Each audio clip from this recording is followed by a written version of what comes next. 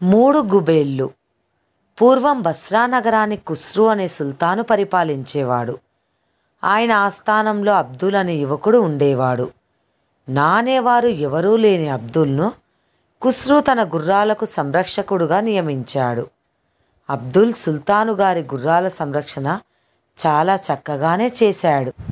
కానీ అతను గుర్రాల దాణా ఖర్చులో కొంత వెనక వేసుకుంటున్నట్టు వదంతి వ్యాపించింది. ఈ సంగతి ఖుస్రు దాకా వెళ్ళింది. ఆయన అబ్దుల్ని పిలిపించి, గుర్రాల తిండి ఖర్చులో నువ్వు కొంత కాజేస్తున్నావట, నిజమేనా అని అడిగాడు. అబ్దుల్ నీళ్లు నమిలాడు. ఆనాటి నుంచి అబ్దుల్ ఉద్యోగం మారింది. అతనికి ఇప్పుడు 100 మంది సైనికులకు జీతాలు ఇచ్చి వారి వద్ద రసీదులు పుచ్చుకునే పని. అబ్దుల్ ప్రవర్తనను కనిపెట్టడానికే ఖుస్రు ఈ ఉద్యోగం ఇచ్చాడు. ఆ సంగతి అబ్దుల్ ఎరగడు. ఈ కొత్త పనిలో కూడా అబ్దుల్ లంచాలు పట్టాడు. అతడు సైనికులకు పూర్తి జీతాలు ఇవ్వక కొన్ని నాణాలు తాను ఉంచుకోసాగాడు. ఇది కూడా బయటపడింది. డబ్బుతో సంపాదించిన పని ఏది ఇవ్వకూడదనుకొని ఖుస్రు అబ్దుల్కి పూల తోటకు కాపలా కాసే పని ఇచ్చాడు. అతని కింద 10 మంది తోట కూలీలు ఉండేవారు. 2 నెలల పాటు అబ్దుల్ మీద ఏ ఫిర్యాదు రాలేదు. ఒకనాడు ఖుస్రు గారి చిన్న కొడుకు తోటలో ఆడుకుంటూ బంతిని గట్టిగా తన్నాడు. అది అబ్దుల్కు తగిలింది. అబ్దుల్ విరుచుకుపడిపోయాడు. కుర్రవాడు గాబరా పడి అబ్దుల్ వద్దకు వచ్చి అతని కుదిపి చూశాడు. అబ్దుల్ నెమ్మదిగా కళ్ళు తెరిచి, ఈ సంగతి సుల్తాను గారికి చెబుతాను ఉండు అన్నాడు. సుల్తాను కొడుకు వణికిపోయాడు. అతడికి తండ్రి అంటే తగని భయం.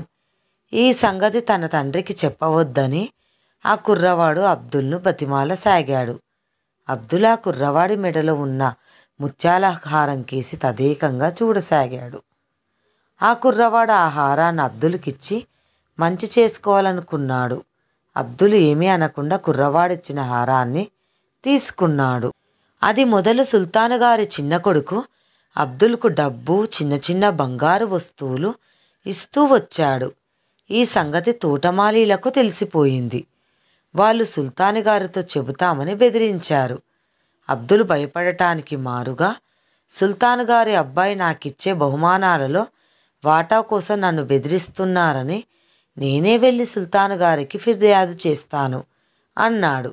తోటమాలీలు హడలిపోయారు. అది గ్రహించి అబ్దుల్ తోటమాలీలు తనకు నెలకు 2 రాగి డబ్బులు ఇచ్చినట్టయితే ఫిర్యాదు చెయ్యనన్నాడు.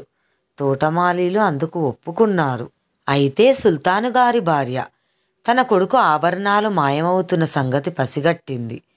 కుర్రవాణి నిలదీసి అడిగితే వాడు భయపడుతూ నిజం చెప్పేశాడు. ఈ సంగతి ఖుస్రు దాకా వెళ్ళింది. అబ్దుల్ సుల్తాను కొడుకు దగ్గర నగలు, నాణ్యాలు పుచ్చుకుంటున్నట్టు తోటమాలీలు సాక్ష్యం చెప్పారు. ఖుస్రు అబ్దుల్ను దివాణం నుంచి వెళ్ళగొట్టి, నీ ముఖం మళ్ళీ చూపకు అన్నాడు. అబ్దుల్ దివాణం విడిచి వెళ్ళిపోయి 3 రోజుల అనంతరం కోట సింహద్వారం వెలుపల మకాం వేశాడు.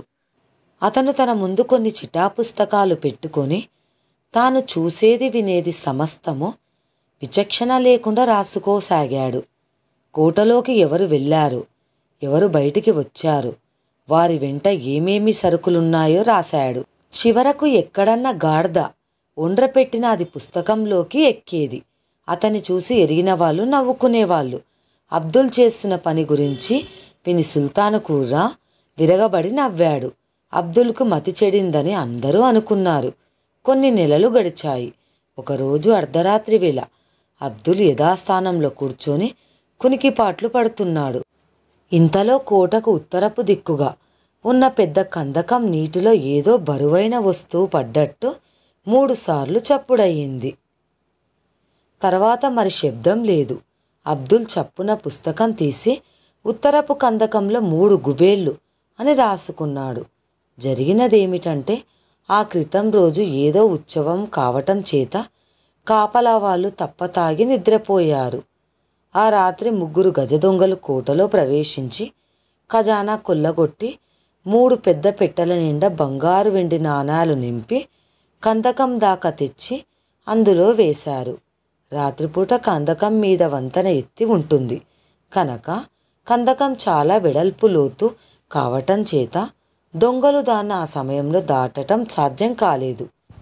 తర్వాత అవకాశం దొరికినప్పుడు కందకంలోని పెట్టెలు తీసుకుపోదామనుకున్నారు దొంగలు. తెల్లవారుతూనే ఖజానా దోపిడి వార్త అంతటా పొక్కింది. ఎంత వెతికినా దొంగలు గాని పోయిన సొమ్ము గాని దొరకలేదు. ఖుస్రూతో అంతరంగికుడు ఒకడు అబ్దుల్ అహోరాత్రులు కోట ద్వారాన్ని వదలక కూర్చుంటాడు గదా, అతని చీటాలో ఈ దొంగతనం తాలూకు ఏమైనా రాసి ఉన్నదేమో విచారిద్దామా హుజూర్ అన్నాడు. ఖుస్రూ అబ్దుల్ని చీటా పుస్తకాలతో సహా రమ్మని ఆజ్ఞాపించాడు. అబ్దుల్ దొంగతనం జరిగిన రాత్రి రాసుకున్న దాంట్లో ఉత్తరపు కందకంలో 3 గుబేళ్ళు అని ఉన్నది. అదేమిటో అర్థం కాక ఖుస్రూ ఏమిటి గుబేళ్ళు అని అబ్దుల్ను అడిగాడు. హుజూర్, నీటిలో బరువైన వస్తువు పడితే గుబేల్ అని చప్పుడు కాదా? అలాంటి చప్పుళ్ళు 3 వినిపించాయి అన్నాడు అబ్దుల్. వెంటనే కొందరు మనుషులు వెళ్ళి కందకంలోకి దిగి గాలించేసరికి 3 పెట్టెలు దొరికాయి. వాటిలో పోయిన సొమ్మంతా ఉన్నది. ఖుస్రూ సంతోషించి అబ్దుల్ను తన సలహాదారుగా ఉంచుకున్నాడు. కథ సమాప్తం.